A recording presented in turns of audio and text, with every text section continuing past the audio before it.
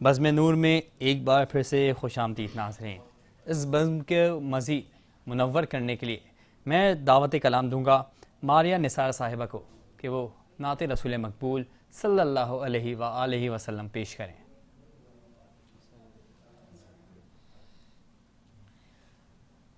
سوئے طیبہ یہ سمجھ کر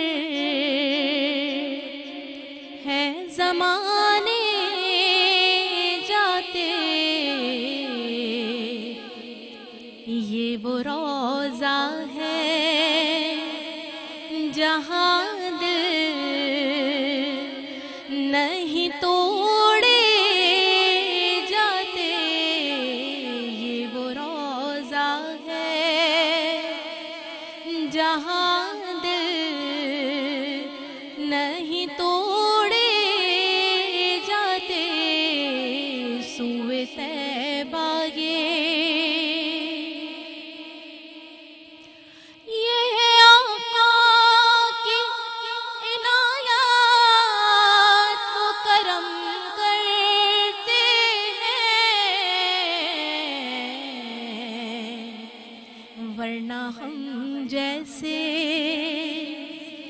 ورنہ ہم جیسے کہاں در پہ بلائے جاتے، ورنہ ہم جیسے کہاں در پہ بلائے جاتے، یہ وہ روضہ ہے جہاں دل نہیں توڑے جاتے، اور رتبے سرکار کے کیا خلق سے جانے جاتے، ارے سب پہ اسرار الہی نہیں کھولے جاتے، سب پہ اسرار الہی نہیں کھولے جاتے، یہ وہ روضہ ہے جہاں دل نہیں توڑے جاتے، سوئے طیبہ یہ سمجھ کر ہے زمانے جاتے۔ جزاک اللہ، بہت خوبصورت سا کلام پیش کر رہی تھی ماریہ نثار صاحبہ۔ آپ مجھے بتائیے گا کہ ایس ایم پروڈکشن کے ساتھ اور شاہ رخ مرزا کی اس کے ساتھ آپ نے پہلے بھی کافی ٹرانسمیشنز میں کام کیا ہوا ہے، آپ کا تجربہ کیسا رہا؟ ماشاءاللہ بہت اچھا رہا، اور اچھا رہا تبھی میں یہاں موجود دوبارہ ہوں حاضر ہوئی ہیں جی۔ ماشاءاللہ سے شاہ رخ کے ساتھ تو بہت اچھا رہا، اور ہمیشہ سے ہی بہت اچھا کام ہم نے کیا ہے، اور بہت سارے چینلز پہ بھی میں نے شاہ رخ کے ساتھ کیا ہے۔ واہ واہ صلی اللہ ہم نے کیا تھا، اس کی میں جج تھی جی، تو الحمدللہ ماشاءاللہ بہت اچھا رہا۔ ٹھیک ہے، اگر آگے بھی موقع ملا تو آپ لبیک کہیں گی؟ بالکل بالکل انشاءاللہ، بالکل، سلامت رہیں۔ بڑھیں گے علامہ صاحب کی جانب، علامہ اقرب رضوی صاحب کی جانب۔ علامہ صاحب، ہمارے اس بزم میں آپ نے آ کے عزت دی، عزت بخشی، آپ کا بے حد شکریہ۔ مجھے بتائیے گا قرآن پاک کا اپنے پڑھنے والے سے کیا انوکھا انداز ہے؟ بسم اللہ الرحمن الرحیم۔ قرآن پاک پڑھنے والا جب قرآن پڑھتا ہے، جی، قرآن سے محبت کرتا ہے، قرآن کو چومتا ہے، قرآن کو دیکھتا ہے، اس کو چومتا ہے، اس کو چھوتا ہے، یہ سب کے سب جو اعمال ہیں یہ عبادت کے زمرے میں آتے ہیں۔ اور دوسری بات یہ ہے کہ جب قرآن سے جو شخص محبت کرتا ہے، اس کی تلاوت کثرت سے کرتا ہے، تو اللہ تعالیٰ اس کے گھر میں رحمت کے شامیانے کو تان دیتا ہے۔ اور یہ بات صاحب شرح صدور نے اپنی کتاب میں لکھی ہے۔ آپ فرماتے ہیں کہ جب وہ قرآن کی تلاوت کرنے والا اپنے گھر کے اندر قرآن کی تلاوت کرتا ہے جی، اور جب اس کا انتقال ہو جاتا ہے تو اس رحمت کے شامیانے کو واپس فرشتوں کے ذریعے آسمان پر اٹھا لیا جاتا ہے، اور یہیں پر بس نہیں ہوئی، اور جب اس کے انتقال کے بعد بوقت غسل، بوقت جنازہ، بوقت کفن جب اس کو دیا جا رہا ہوتا ہے تو اس وقت وہ قرآن نور کی شکل میں اس کے سرانے کھڑا ہوتا ہے، اور جب وہ کفن اس کے اوپر لپیٹا جا رہا ہوتا ہے تو وہ سینے کے بیچ میں آ جاتا ہے، اور پھر اس کا جنازہ ہوتا ہے، جنازے کے بعد تدفین کے معاملات، تدفین کے بعد جب منکر نکیر قبر میں آتے ہیں جی ان سے سوال کرتے ہیں تو وہ قرآن کفن کے بیچ میں سے نکل کر فرشتوں کے آگے آڑ بن جاتا ہے. اچھا جو بات ہے، جو سوال ہے مجھ سے پوچھو. کیا کہ اب وہ فرشتے، یہ عجیب معاملہ ہوتا ہے چونکہ جو سلسلہ چل رہا ہوتا ہے، فرشتے سوال کرنے آتے ہیں قبر میں. تو اب جب یہ معاملہ ہوا قبر کے اندر کہ ایک نور سی سامنے آ گیا ہے، سوال کرنے نہیں دیتا، تو وہ فرشتے رب کی حضور میں حاضر ہوتے ہیں. مولا یہ عجیب معاملہ آج قبر کے اندر پیش آیا ہے. ایک اپنے آپ کو قرآن بتاتا ہے نور سی ایک چیز ہے، تو وہ رب فرماتا ہے وہ میرا کلام ہے، جاؤ جو وہ کہتا ہے وہ کر ڈالو. اب وہ فرشتے آتے ہیں اور اس سے پوچھتے ہیں بتا تیری کیا منشا ہے، تو کیا چاہتا ہے؟ کہا یہ دنیا میں اس نے مجھے نہیں چھوڑا تھا، آج یہ جب پریشانی میں ہے تو میں اس کو تنہا نہیں چھوڑوں گا. نہیں چھوڑوں. اللہ اکبر. پھر یہی ہوا کہ پھر اس کے لیے جنت کی ہوائیں، کھڑکیاں کھول دی جاتی ہیں. اور پھر بات یہاں پر ختم کر دی. آپ فرماتے ہیں کہ سارے معاملات ہو گئے، فیصلے ہو گیا کہ اب یہ قیامت تک اس کے لیے جنت کی کھڑکی کھول دی گئی.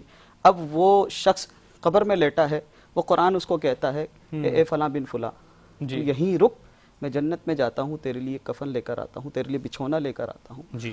اور وہ روایت میں آتا ہے کہ وہ قرآن آنن فانن جاتا ہے جنت سے، اس کے لیے بچھونا لا کر بچھاتا ہے، اور بچھاتا بعد میں پہلے یہ پوچھتا ہے اے فلاں بن فلاں یہ بتا میرے جانے کے بعد تجھے کوئی تکلیف تو نہیں ہوئی؟ کیا کہنے.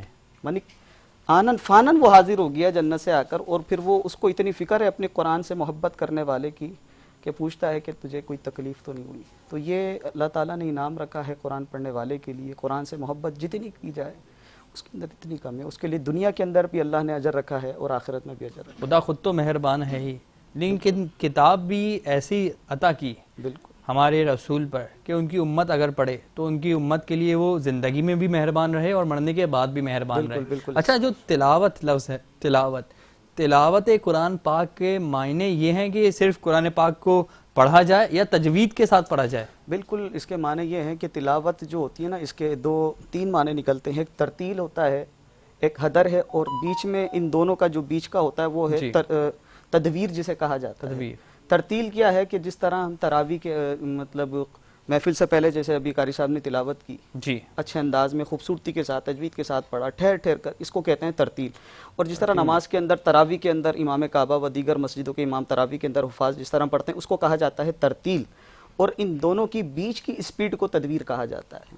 صحیح. اور پھر یہ حدیث شریف میں آتا ہے کہ رب قاری للقرآن والقرآن یلعنہ، جو قرآن کو تجوید سے نہیں پڑھتا قرآن اس پر الٹا لعنت بھیجتا ہے.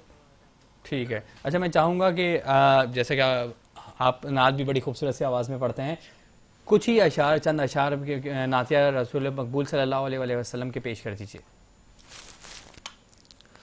آج 28ویں شب ہے، غالباً 27واں روزہ تھا.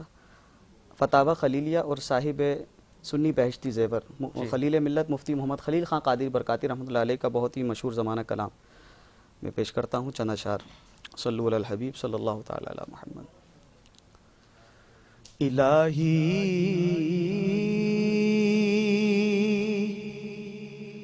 روضہ خیر البشر پر میں اگر جاؤں تو ایک سجدہ کروں ایسا کہ آپ سے گزر جاؤں. نجات آخرت کا اس قدر سامان کر جاؤں کہ طیبہ جا کے ایک سجدہ کروں، سجدے میں مر جاؤں. کبھی روضے سے منبر تک، کبھی منبر سے روزے تک ادھر جاؤں ادھر جاؤں اسی حالت میں مر جاؤں ادھر جاؤں ادھر جاؤں اسی حالت میں مر جاؤں مکتا خلیل اب زاد راہ آخرت کی صحیح احسن میں مدینہ سر کے بل جاؤں وہاں پہنچوں تو مر جاؤں الہی روضہ خیر البشر پر میں اگر جاؤں. ٹھیک ہے، بہت خوب. سہیل حسن صاحب، ناظرین محترم کو رمضان المبارک کے حوالے سے اور جو آپ کار خیر سر انجام دیتے ہیں اس کے لیے کوئی مختصر سا پیغام دینا چاہیں گے کیونکہ دامن وقت میں گنجائش بہت کم ہے؟ صرف ایک ہی پیغام دوں گا چھوٹا سا، جو میرا اسی پیسہ نمبر ہے، کسی کو بھی کوئی بھی ڈونیشن دینا ہو، کوئی ہم سے رابطہ کرنا ہو، اس پہ اسی پیسہ بھی بھیج سکتے ہیں اور رابطہ بھی کر سکتے ہیں. نمبر میں بتا دیتا ہوں 031621329009. ریپیٹ کرتا ہوں 031621329009. اور میں اپنی تمام ٹیم کا وہ بھی میرے ساتھ کام کر رہے ہیں ماشاءاللہ پورے رمضان میں. میں اللہ کی بارگاہ میں سب کی طرف سے شکر ادا کرتا ہوں کہ اس نے مجھے میری ٹیم کو اس کار خیر کے لیے چنا. جی بہت شکریہ سہیل صاحب. جی میں دعوت کلام دوں گا اہل بیت اکرام صلی اللہ علیہ وآلہ وسلم کے لیے ہدیہ کلام پیش کرنے کے لیے. جی عطا برائے مہربانی ان کو ہینڈ مائک دے دیجیے. آغا کاظم عباس صاحب کو میں دعوت کلام دوں گا، آغا کاظم عباس صاحب کو، کہ وہ اہل بیت اطہار کے لیے ہدیہ کلام پیش کریں.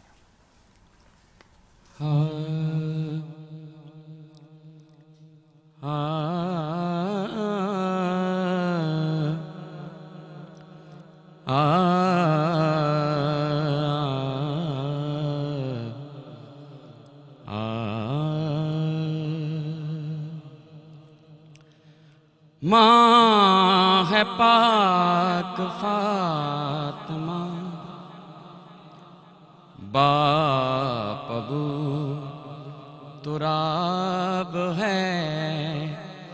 ماں ہے پاک فاطمہ، باپ ابو تراب ہے. فرش پہ بھی عرش پہ بھی، فرش پہ بھی عرش پہ بھی حسین لا جواب ہے. ماں ہے پاک فاطمہ، باپ ابو تراب ہے. اور ابر کرم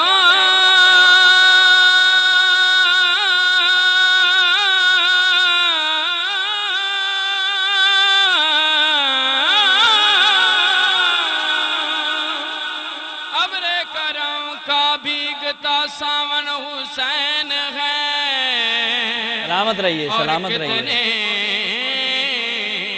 ہنسی الفاظ کا آنگن حسین ہے اور ممکن نہیں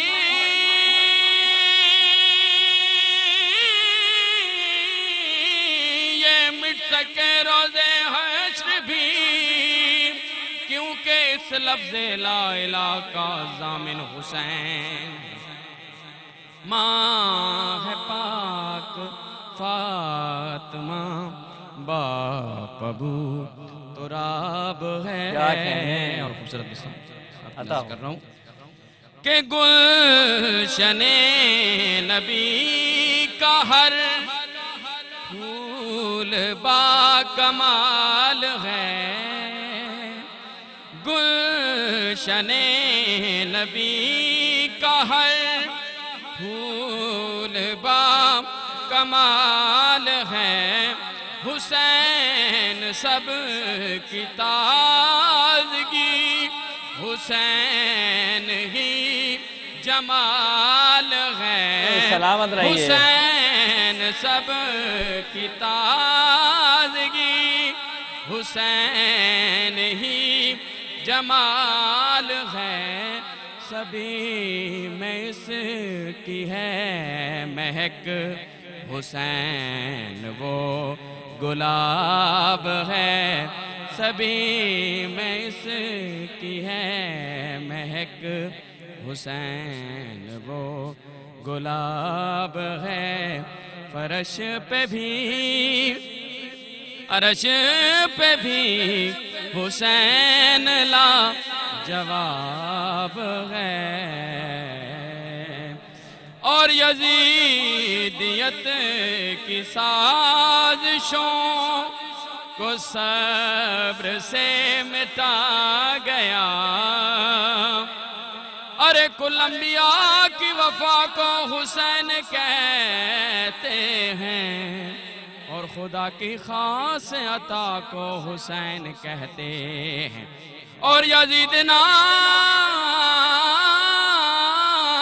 ہے دنیا کی کل نجاست کا، ارے طہارتوں کے خدا کو حسین کہتے ہیں، طہارتوں کے خدا کو حسین کہتے ہیں۔ بہت خوبصورت کلام پیش کر رہے تھے آغا قاسم عباس صاحب۔ میں چاہوں گا علامہ اقرب رضوی صاحب سے کہ ہمارے ناظرین محترم کے لیے کوئی مختصر سا پیغام دے دیجئے۔ جیسا کہ آپ نے جو سوال کیا قرآن پاک کے حوالے سے، بس یہی پیغام ہے کہ قرآن پاک جہاں پر بھی پڑھیں، گھر کے اندر پڑھیں، مدرسے میں پڑھیں، اسکول میں پڑھیں، جہاں پر بھی پڑھیں، قرآن کو تجوید کے ساتھ پڑھیں، جی، قرآن کو حرف بحرف سمجھ کر پڑھیں، اس کو دیکھ کر پڑھیں، اور جو قرآن نہیں پڑھنا جانتے کوشش کریں کہ قرآن پڑھنا سیکھیں، تاکہ قرآن پاک کی خوب خوب برکتیں ان کو دنیا میں بھی اور پھر آخرت میں بھی انشاءاللہ ان کو میسر آئیں گی۔ ٹھیک ہے، بہت شکریہ۔ میں اپنے دونوں مہمان کا، سہیل صاحب کا، علامہ صاحب کا تہہ دل سے شکریہ ادا کرتا ہوں۔ ناظرین محترم، اس بزم کو سجانے کے لیے اسپانسرز کا بہت اہم کردار ہوتا ہے، اور میں گزارش کروں گا، ہمارے درمیان موجود ہیں، میں گزارش کروں گا کہ آپ اپنا نام بتائیے گا اور ایک مختصر سا کلام پیش کر دیجیے گا، کیونکہ دامن وقت میں گنجائش بہت کم ہے۔ جی جی، غضنفر صاحب ایک مختصر سا کلام پیش کر دیجیے۔ فاصلوں کو تکلف ہے ہم سے اگر، ہم بھی بے بس نہیں، بے سہارا نہیں، خود انہی کو پکاریں گے ہم دور سے، راستے میں اگر پاؤں تھک جائیں گے، ہم مدینے میں تنہا نکل جائیں گے، اور گلیوں میں قصداً بھٹک جائیں گے، ہم مدینے میں تنہا نکل جائیں گے، اور گلیوں میں قصداً بھٹک جائیں گے، جیسے ہی سبز گنبد نظر آئے گا، اور ہم صاحب ناظرین محترم اسپانسرز کا بہت اہم کردار ہوتا ہے اس بزم کو سجانے کے لیے. ہمارے ساتھ گفٹ اسپانسر ہیں نیلسن پینٹس, Q&N اور ایمس ہوم کا. ایمس ہوم ہر خاندان کا گھر اپنا. ہمارے ساتھ پراؤڈ اسپانسر ہوتے ہیں موبائل اینڈ بازار, جو کہ قسطوں میں ڈاؤن پیمنٹ کے بعد آپ کو الیکٹرانک اپلائنسز پرووائڈ کرتے ہیں. اور رمضان میں نو ڈاؤن پیمنٹ کی اسکیم چل رہی ہے, یعنی کہ آپ نے کوئی بھی الیکٹرانک اپلائنسز لینی ہے اور کوئی ڈاؤن پیمنٹ نہیں دینی, رفتہ رفتہ قسطوں میں وہ پیمنٹ ادا کرنی ہے. اسی کے ساتھ ہی اس بزم کا وقت اپنے اختتام کو پہنچا. کل دوبارہ حاضر ہوں گے نئے مہمانوں کے ساتھ, نئے عنوان کے ساتھ, نئے نعت خوانوں کے ساتھ. اپنے مہمان مہدی عباس کو اجازت دیجیے اور دیکھتے رہیے بزم نور.